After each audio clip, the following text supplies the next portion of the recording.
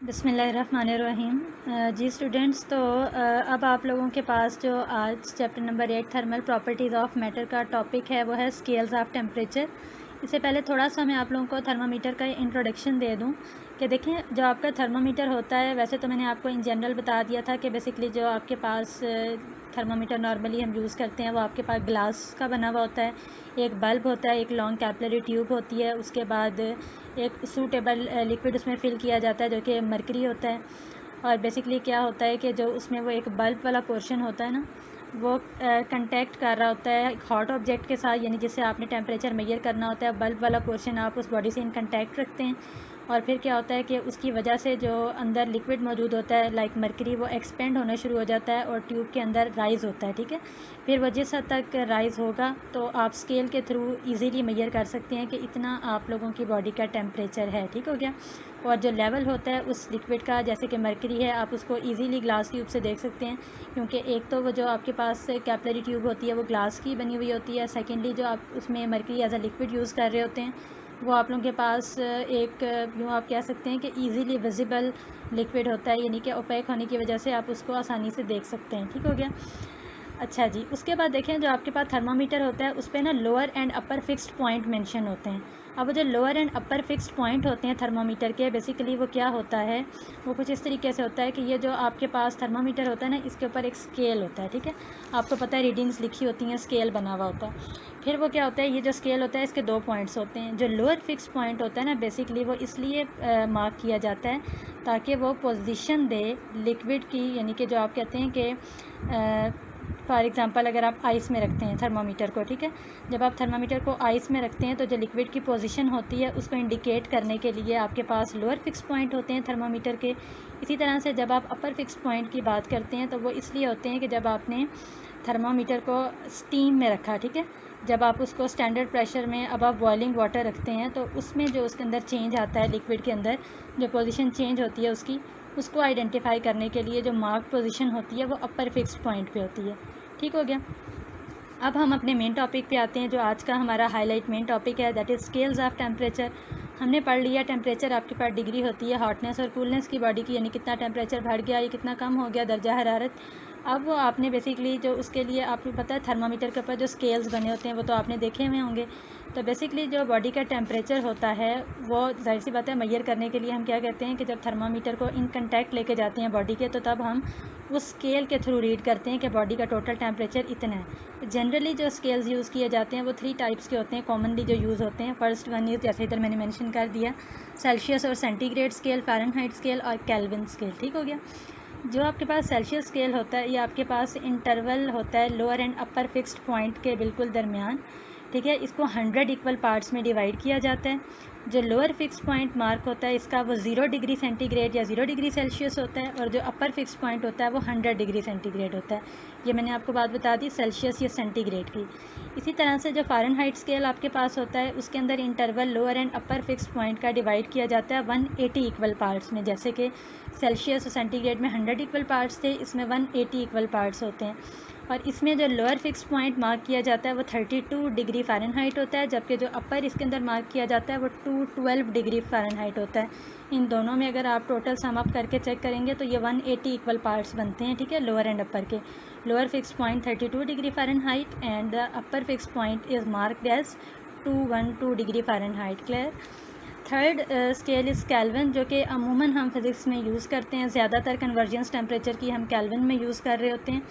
वो आप कुछ इस तरीके से होगा कि जो ऐसा यूनिट होता है टेम्परेचर, यानी कि हम कहते हैं ना सिस्टम इंटरनेशनली जो यूनिट्स मेजर किए जाते हैं वो एक्यूरेसी के साथ होते हैं। इसी तरह से जो केल्विन आपके पास होता है ये एक्यूरेसी के साथ आप जो सिस्टम इंटरनेशनली यूज़ करते हैं वो केल्विन टेम्परेचर के लिए यूनिट यूज़ कर रहे होते हैं। ठीक हो गया। जो इंटरवल इसके लोअर और अपर फिक्स पॉइंट में होता है वो भी बेसिकली डिवाइड होता है 100 इक्वल पार्ट्स में। तो बेसिकली आप ये कह सकते हैं कि जो 1 डिग्री सेंटीग्रेड होता है वो इक्वल होता है 1 केल्विन का। देखें, क्योंकि आपको पता है सेल्सियस और सेंटीग्रेड स्केल में भी हमने 100 इक्वल पार्ट्स में डिवीजन की बात की थी, इसी तरह केल्विन में भी 100 इक्वल पार्ट्स की बात की है। तो इट मीन्स के 1 डिग्री सेंटीग्रेड 1 केल्विन के चेंज के इक्वल हो गया।